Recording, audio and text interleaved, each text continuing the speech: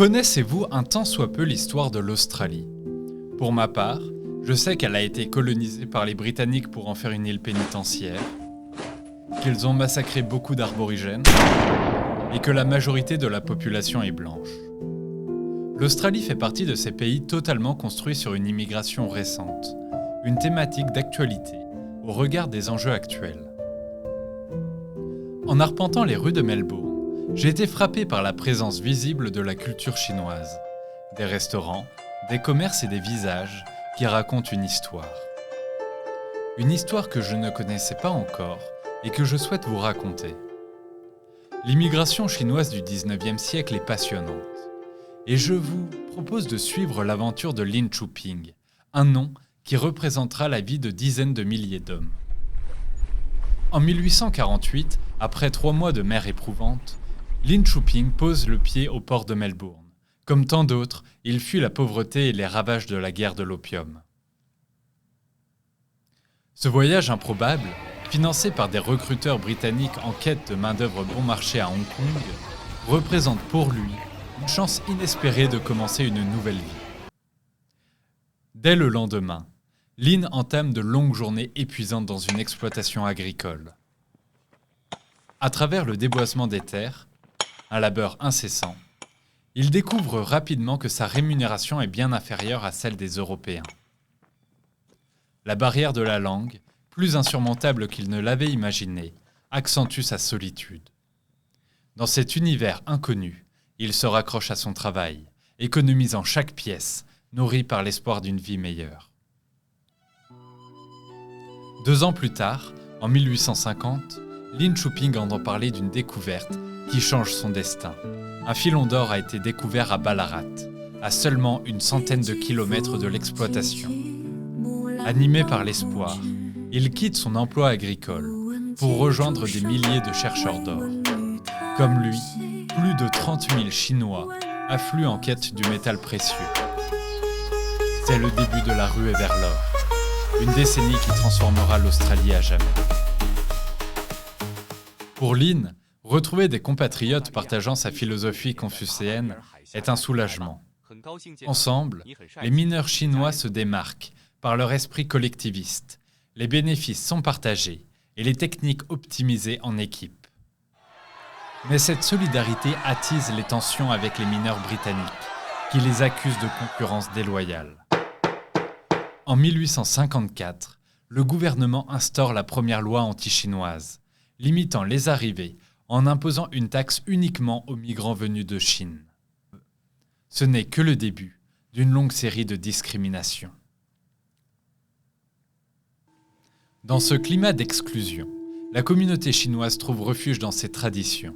En 1860, les habitants de Bendigo érigent leur premier temple, dédié au dieu Guangdi, symbole de guerre et de prospérité. Ce lieu de culte devient un espace vital pour maintenir l'identité culturelle et spirituelle de ce peuple marginalisé. Lin Chuping participe à sa construction. Et pour mieux comprendre l'importance de ce lieu, j'ai demandé à Bill Allen, conservateur du temple, de nous raconter son histoire. So today we're standing in the Chinese Joss House Temple. It was originally built in the 1850s as a small shrine. In the 1860s, 1870s, it grew into the permanent structure that it is today. Now the Chinese Joss House Temple played a very vital role in Chinese society and culture. Chinese religion was a very big part of Chinese society.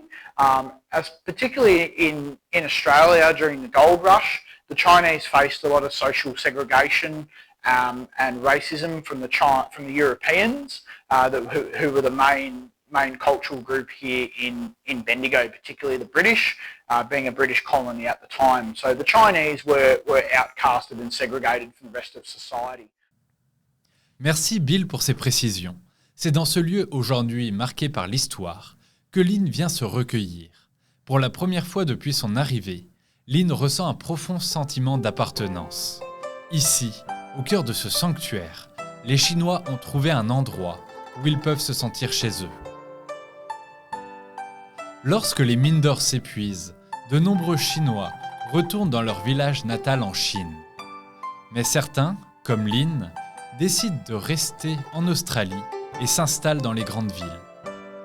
À 40 ans, il ouvre un petit restaurant à Littlebourg Street, bientôt surnommé Chinatown. Cette rue devient un véritable refuge pour les traditions et les commerces chinois.